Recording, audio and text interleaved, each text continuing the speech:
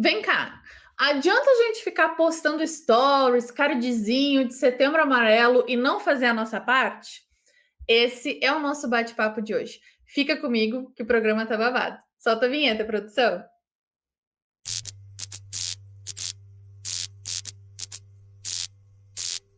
Hello, Poppers! Sejam muito bem-vindos a mais um programa Espírita Pop aqui da Comunhão Espírita de Brasília. E hoje o nosso assunto é direto e reto, como a gente sempre trata, sem desembaraço, sem historinha. Aqui o papo é preto no branco e sempre embasado naquilo que Jesus nos ensina.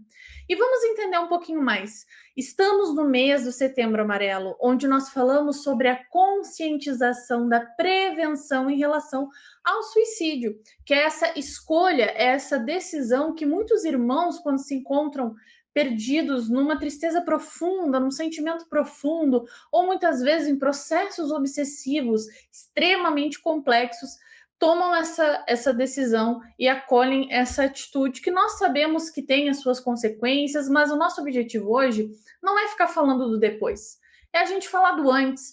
A proposta do Setembro Amarelo é prevenção. O pré vem antes. Então é importante que a gente entenda que nós temos uma parte muito importante nesse movimento de prevenção ao suicídio. E por que eu falo isso, Popper? Nós vemos agora nesse mês muitas pessoas se manifestando nas redes sociais, colocando fotinho, cardzinho, storyzinho, falando, aderindo à campanha, vivendo esse momento, mas assim, a prevenção a essa escolha, a essa ação do suicídio, ela não é só em setembro. Nós temos aí um histórico, tem uma historinha legal por trás do Setembro Amarelo de ser, né, esse mês escolhido para essa data, que é algo mundial, mas a prevenção ela deve ser ativa todos os dias. Nós não precisamos esperar chegar num mês temático para falar sobre isso e para esclarecer sobre isso e principalmente para nos observar em relação a isso.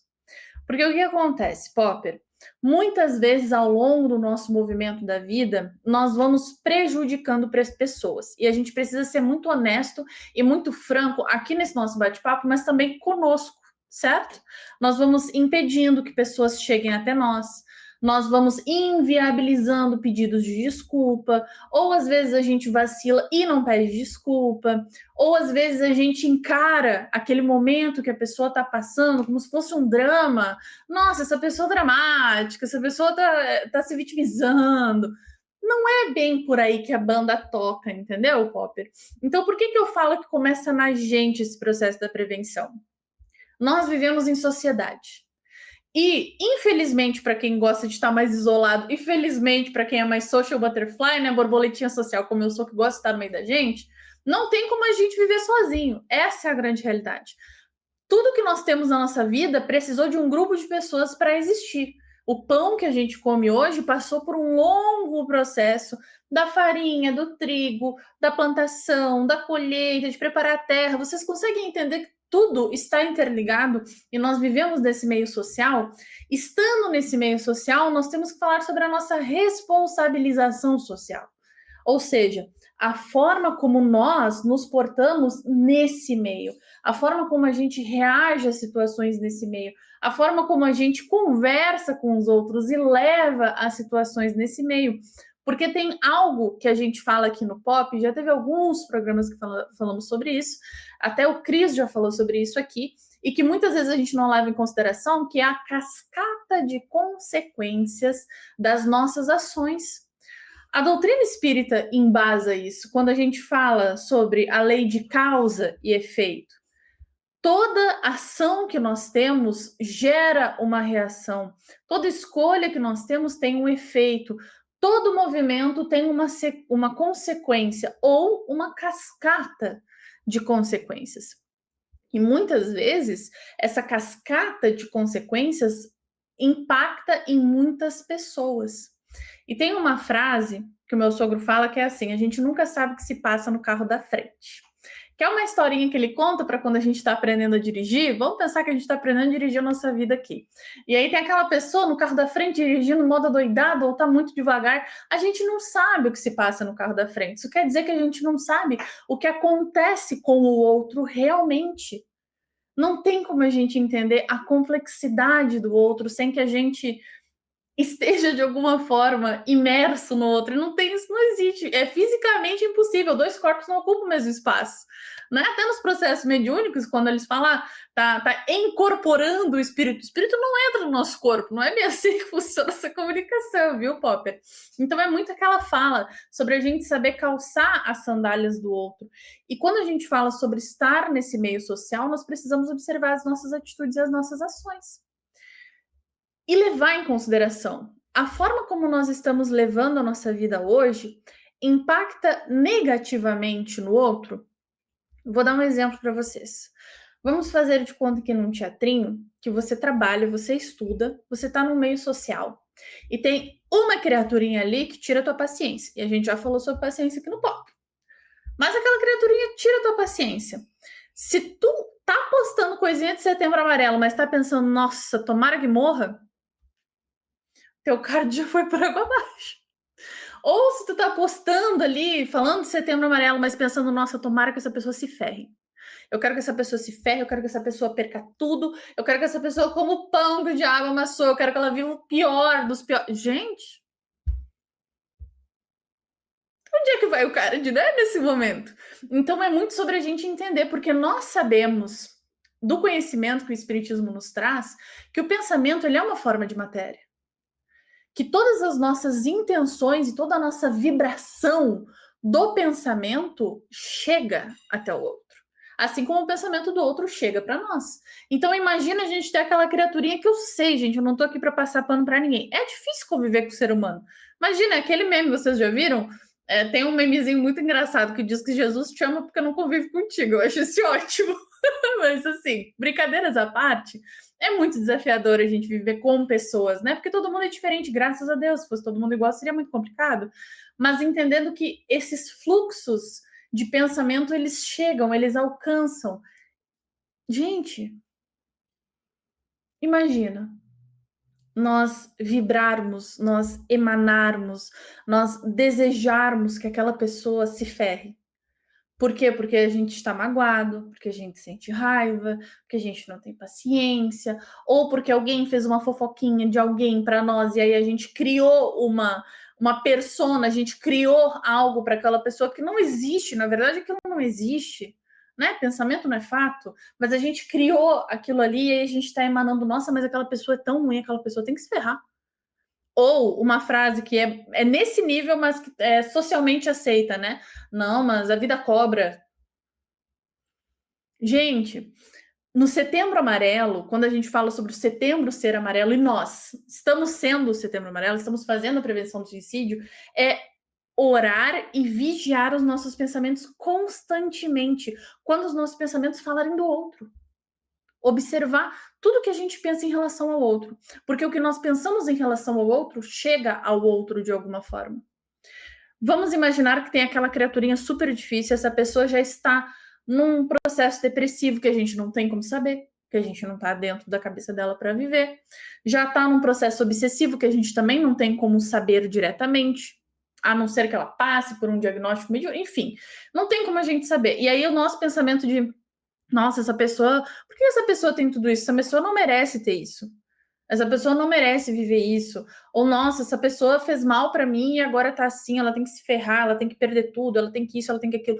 Essa vibração tá alimentando aquele processo depressivo. Essa vibração tá alimentando aquele processo obsessivo. E é a partir dessas trocas muito intensas que a gente tem também vibracionalmente que chegam a esses finalmente que são trágicos.